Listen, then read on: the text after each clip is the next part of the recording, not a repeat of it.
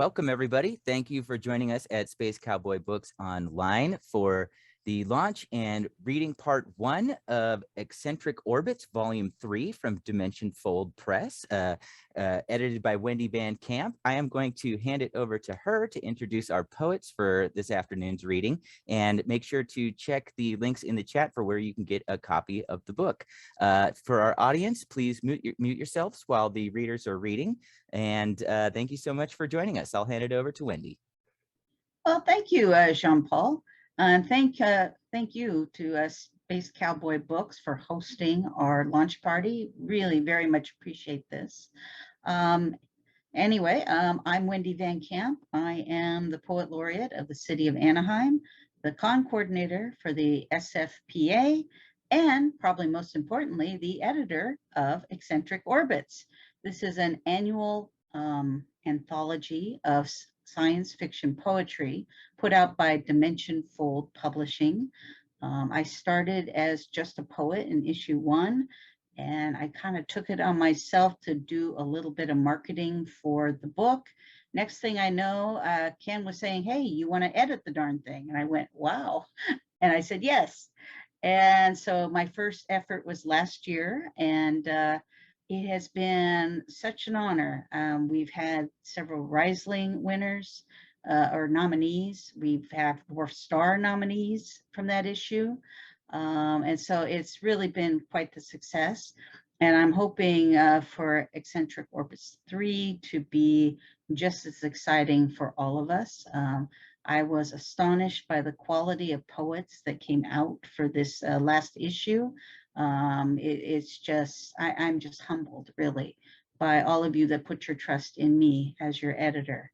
But without too much going on, I just wanted to tell the audience, thank you for coming. We do appreciate that you're here. And I hope that you enjoy all the unique poetry from our group. Now, this is part 1 of the series. We will have a second reading later in the day, but part 1 is mainly for our European poets. As you know, Eccentric Orbits is a very international book. We have poets from all over the world, and time zones being what they are, we thought we would take pity on our European cohorts and do it at a reasonable hour for you.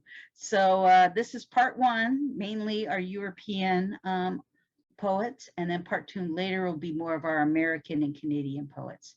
Well, I think we ought to get started.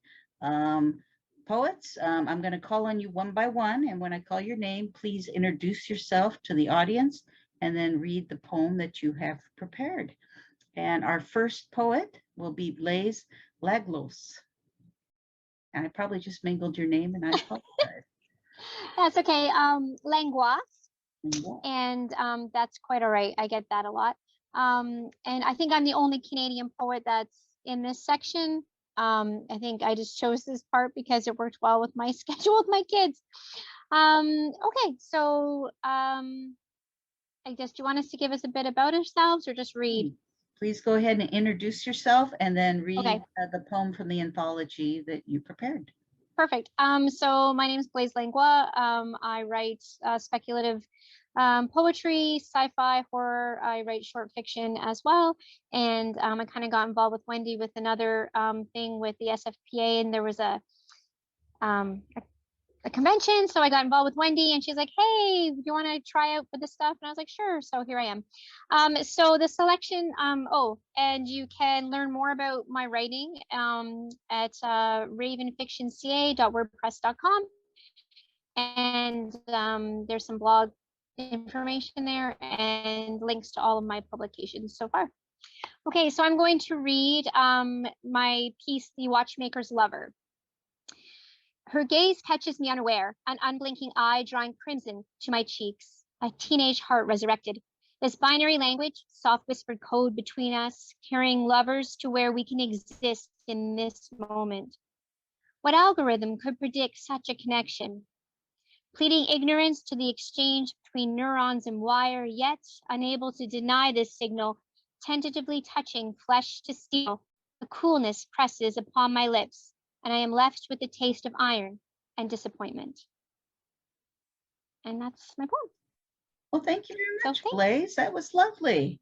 And it sounds better when I hear it than when I saw it on the page. So that's just wonderful. Oh, that's good. Yes, yes. Anyway, thank you. Our next poet up Thank is you. Leigh Garratt, and on deck will be Finn Hall. So Leigh, if you could introduce yourself to the audience and then read your prepared poem. Yes, hi. Yes, I'm Leigh Gavin. I'm a high school teacher in Derbyshire, in England. I write mostly sci-fi, speculative stuff, short stories, poems. Been lucky enough to have some stuff published in Starline and Space Cowboy as well recently. Had a few collections of mine published on Dimension Fold, as well as a novella, and a couple of collections of my short stories and poems. And yes, I've been very lucky, privileged to be in all the eccentric orbits so far, which is going great guns. So it's a privilege to be in the latest one. Thank you very much, Wendy. And yeah, this is great. So the one I've chosen is the reporting of a future war on planet Yarg, or bad advice. I like these laser guns, cool to the touch, fired by finger or thought. I'll need to check. But that whooshing and sizzling of the blast, and those space-time rifts we use to leap behind in both senses the enemy, that blinding white light, the dizzying dislocation of memory. There, the innumerable hordes of the lizard brood swarming out of their breach in our force field, in such numbers the sky darkens, the air thick, hums with their noise, their telepathic transmission clotting the air, so thick I can taste the bitterness of their anger, the sweetness of their revenge. Orbiting above, my hands tremble on the transmitter, buffeted by the shock waves of our micro nukes, purple clouds billowing up. I watch and file my reports. Strange fate to glorify a war no one I knew ever knew existed, to transmit to a world and a people as foreign to me as this one is from my birth. A blue river in Texas, the smell of cedar, red earth. 50,000 years later, just one more battlefront among many. I wish I'd never seen that careers advisor. And that's it. Thank you very much. Well, thank you, Leigh. You know, that is definitely a spoken poem. I think it improves again by hearing it read out loud, and of course, by the poet who wrote it. Next, we have Finn Hall, and on deck will be Mike Van Horn. Finn, if you could introduce yourself and then read your selected poem. Hi, my name's Finn Hall. I come from a little village in northeast of Scotland called New Sligo, where this year I'm hosting its first international spoken word festival. I am a published poet, performance poet, filmmaker, collaborator, anything, everything. Thank you. And this poem's called Samhain. Where, on whatever fulcrum you turn, or grisly crosses burn, within the dark do warlocks ride, o'er fields and moors, knocking upon doors, holding for a kindly gift. Such thrift, I bequeath thee, be not afraid. Though howling winds and rain may fall, yea, fall, as if the end of the world is nigh, I repeat, be not afraid. For witches, ghouls, and ghostly apparitions may prowl, and wizard boys, with or without owls, attempt to put a fright upon you, upon this All Hallows Eve. And so, like Hamlet, seem troubled by his past, and yet maybe still his future. Be not you perturbed, disturbed, or otherwise put out. Instead, rejoice, your head held high. You heard me right thus. Rejoice, rejoice, for walks the street, young hopefuls looking for a treat, this day, this night, this Halloween. Thank you. Well, thank you, Finn. A very powerful poem. And next up is Mike Van Horn, and on deck is Faruk. So go ahead and take it away, Mike. All right, thank you. All right, Mike Van Horn. I live near San Francisco, California, and I write science fiction. I have published a trilogy, and the piece I'm going to read today is actually song lyrics. My heroine is a singer, and this is lyrics to a song she sings to a party of astronomers on Mauna Kea in Hawaii. And it's from my second book, My Spaceship Calls Out to Me. We all want to fly to the stars, not just stay here sitting on our arse. There's a blue-green world near a small yellow star, not too far away. Can we get that far? You serious scientists, let me lead you astray. Get up, get out there, fly into the void. Or should we just sit here whiling away, waiting to get whacked by some asteroid? There are worlds out there with weird alien races. Will we find connection in their eyes, in their faces? Starships, you tell us, just can't be done. If you heed the news, you heard I had one. Yeah, I'm the ditzy chick with the star jumping ship. They told you it was gone, fell into the Atlantic pond. But what if they got it wrong? What if they got it wrong, I say?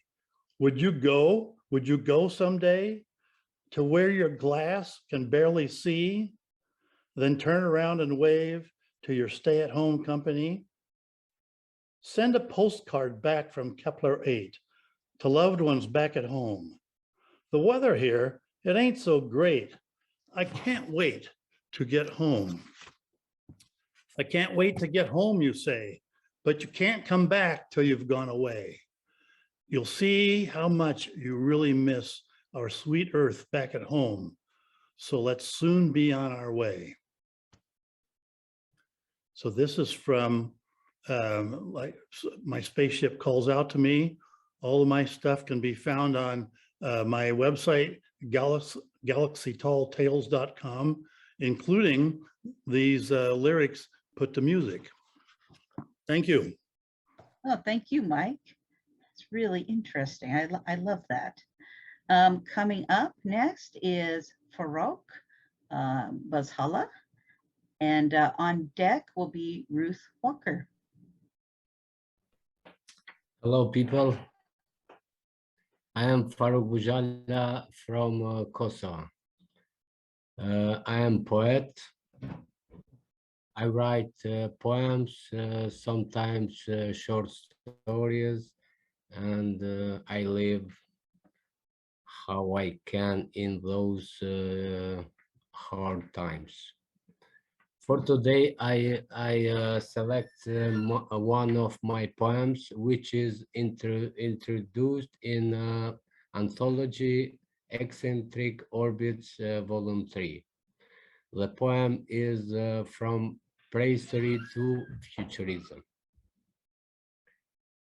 To write about the suffering of people living in primitive conditions, facing the lack of drinking water here somewhere on the planet, or for the worries of the people and their replacement by robots who serve in a ceremonial tea somewhere here on the planet.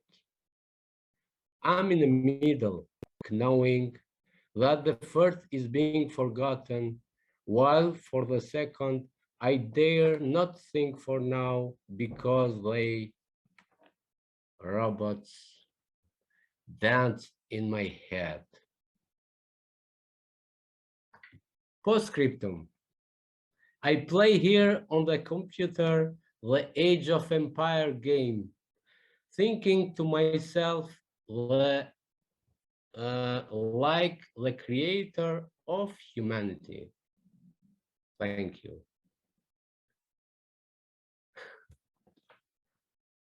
Is it good? Yes, I was just saying, wow, I really enjoyed hearing that, Faruk. Thank you very much. And you know, you've been a long time participant in Eccentric Orbits. Is this your third or your second issue? It's my second. Oh, okay. Well, Yes. hopefully we'll have you back for number 4.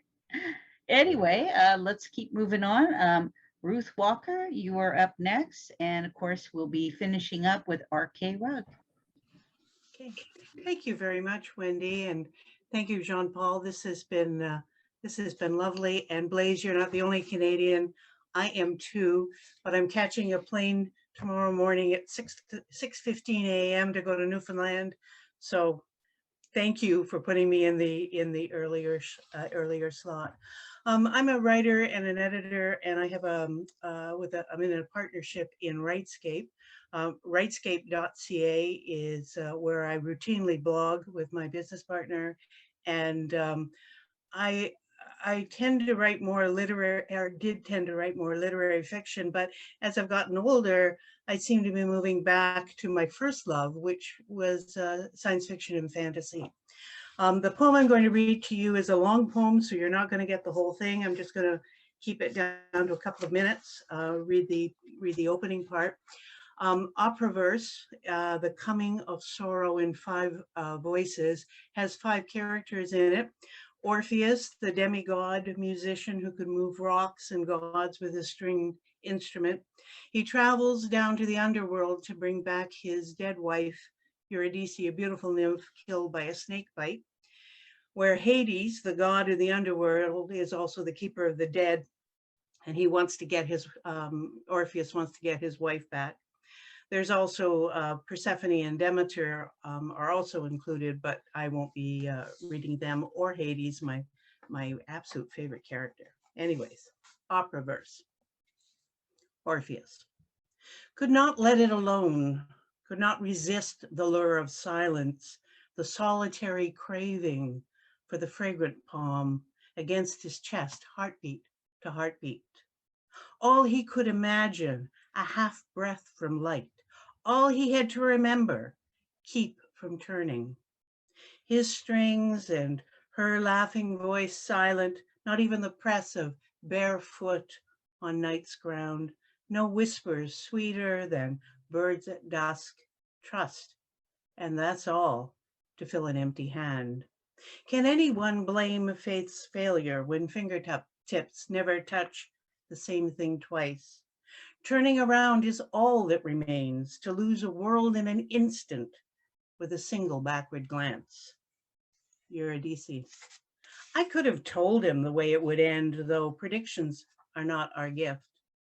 There may be others who can be his oracle, but none who can heal this rift. Orpheus. He wants to thrum those notes once more, to hear the echo in the soles of his feet. Dawn's fingers may play at the edge of tomorrow, but there's no guide from here, no wine blue sea worth crossing when blind faith deserts a true believer. It's an empty heart that carries us home. It's a weight that turns to stone. Eurydice. All this angst could draw a tender smile, but for its conclusion. A hero is a flawed thing, beautiful to look on, yet ugly in the execution. Thanks. Oh, thank you, Ruth. That was wonderful. I only wish we had time to have the whole thing. Whoops. I think something, oh, well, never mind. Anyway, thank you again, Ruth. Our next poet and our final one of the program is R.K. Rugg. So R.K., if you could introduce yourself and then read your selected poem.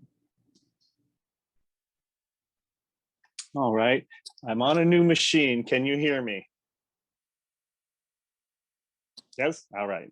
All right, so I'm R.K. Rugg. I am originally from Northwest Montana. I grew up on the Flathead Indian Reservation, lived for a few decades in the Reno, Tahoe area of Nevada, and now live in New England, where I teach middle school writing.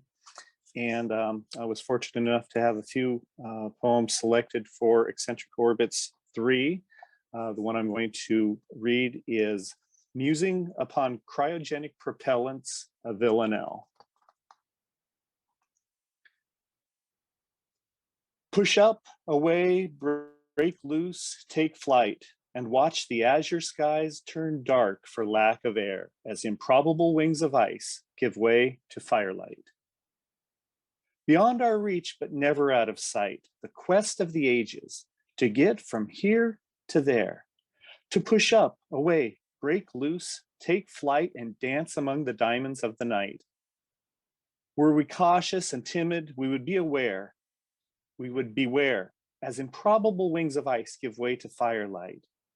But instead, we celebrate and take our delight to shatter boundaries, to become gods when we dare to push up, away, break loose, and take flight. By virtue of mind and spirit, we've earned the right to ask the cosmos what secrets it might share as our improbable wings of ice give way to firelight. We've harnessed frozen gases that somehow burn so bright that they allow us to achieve the otherwhere, to push up, away, to break loose and take flight on improbable wings of ice that give way to firelight. So it's technically a science poem more than a science fiction poem, but I like it.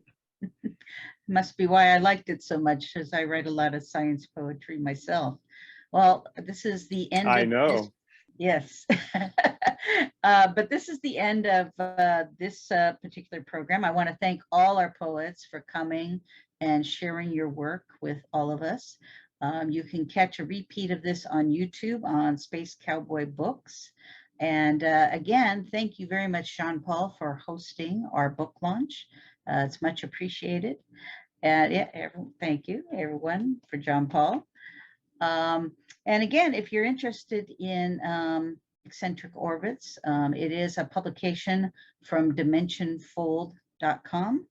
You can find information on it there, or just go to any online bookseller, Amazon, iBooks, I mean, everywhere, anywhere. Barnes and Noble, it is basically available, any online retailer that you can imagine.